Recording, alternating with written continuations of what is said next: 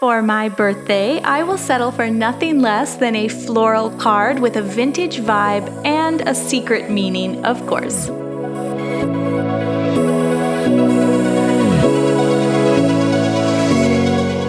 Hi guys, welcome to another episode of Watercolor Cards. My name is Shayda and I'm a collector. I collect old odds and ends, bits and bobs, stamps and postcards and envelopes. And today I want to see if I can create a card that fits into that vintage vibe. So I'll be using my watercolor brush pens from Genuine Crafts, and I've picked out sort of a color palette ahead of time. I have a large set, so it's good to kind of choose your colors before you begin your project.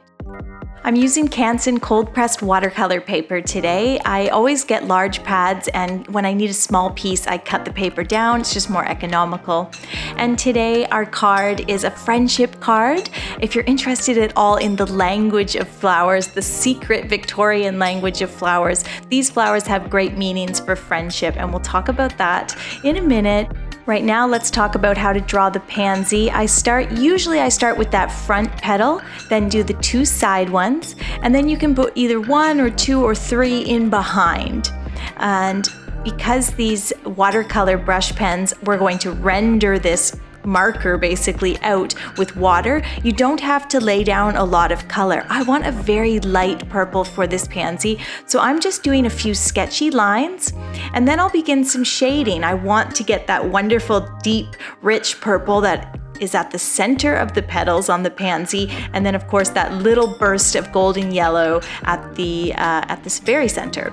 Here I'm drawing another pansy, basically just doing 4 floppy petals for this one. Again, I don't have to color in heavily. You'll end up with a really, really vibrant color on the page if you do. So if you're just going for a more delicate color like I am here, just don't overdo it. I'll add a little bit of light purple to this darker pansy, and you can see I've left lots of negative space, and we'll fill that in when we render these watercolor pens with our water in a moment. Doing a yellow pansy, I'm going to add some leaves. So I'm just creating what I would call sort of a floral motif or a floral design. For card design, I love just doing kind of a grouping of flowers in 1/3 of the card. So really off center on one side of the page. And I always follow the same formula. It's 1 large flower, 2 or 3 medium-sized flowers, some leaves surrounding them, and then we do little flowers. And for those ones, I'm grabbing this very light blue because the forget-me-nots are this beautiful periwinkle color, and I just do tons of tiny flowers. So that's a formula that I go to again and again when I need a quick birthday card or whatever. You know, a couple medium-sized flowers, 1 large flower. They're sort of bordered by leaves, and then we do this spray of tiny flowers, and in this case it's the forget-me-nots. I'm using a darker blue now to just give them a little more contrast and depth, and these are all part of the color palette. All these colors I had picked out ahead of time, so it's really easy for me to just grab what I need. Now I'm going in and I'm adding some little stems and tiny leaves to my forget-me-nots, and so that just adds a nice detail to the card. We've got all the large flowers and the larger leaves, and now we're adding these tiny details, and it is a really nice design element to have flowers of different sizes. Once you're done, basically done, take a step back, look at it, and if you need a leaf or a flower anywhere else to kind of balance the design, you can add that. And then it's time to add our water. And I'm coming in here with just a wet brush, clean water, and you can see me begin to render the paint or render the water brush marker, really. These are an incredible product that I've had a lot of fun trying out since I got them this spring.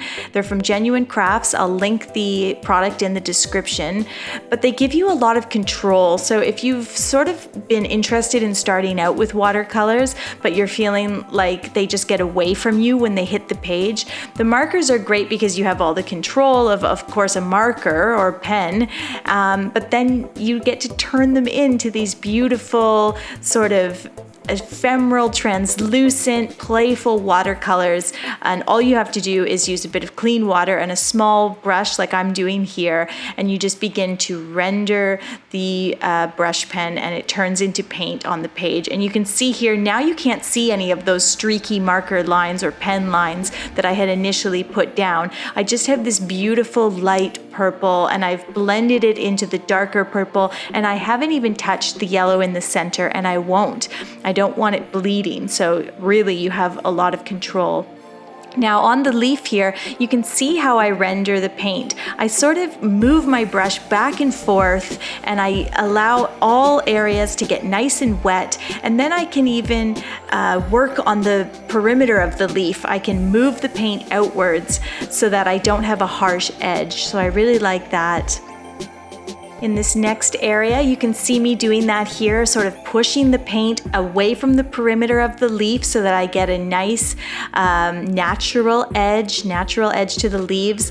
And then I'm blending and bleeding the purple and the green a little bit, and I'll begin to turn this other pansy into a beautiful watercolor painting. Now, sometimes I actually like the harsh perimeter that the pens are can happen quite naturally with the pens. I think on the larger pansy, it looks really nice. It really works for the pansy. So it's all about just doing what works for each individual object. The leaves need that paint pushed beyond their border, but the flowers, it works. So it's totally up to you to play around with the medium. Every medium is going to have its pros and cons, but all of those pros and cons can be used to your advantage. You can see for the forget-me-nots, I'm only painting out or rendering about half of each flower to get a little bit of a blur, and I think it looks really lovely.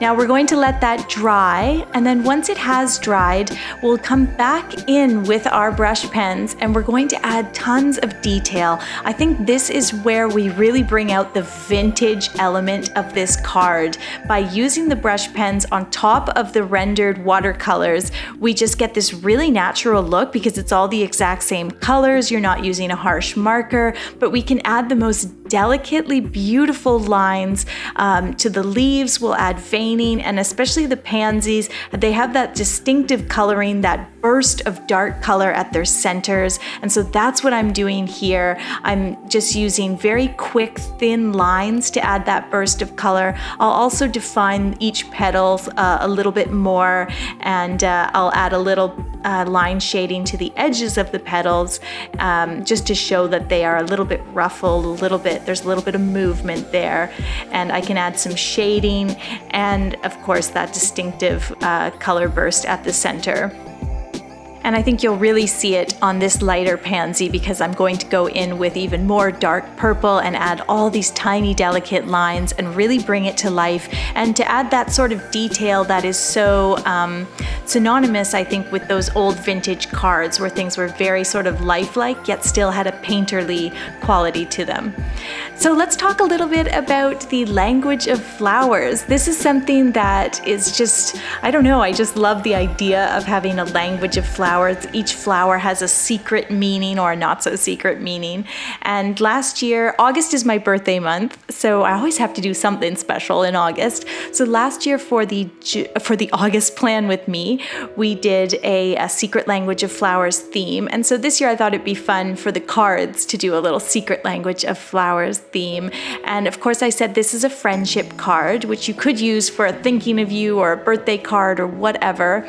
And so I thought it would be nice to use forget-me-nots, which are a symbol of remembrance, which makes sense, and pansies, which are a symbol of thoughts. So by putting the pansies and the forget-me-nots together, it's really a thinking of you card or a hope you're thinking of me, and it's just perfect for giving to a friend.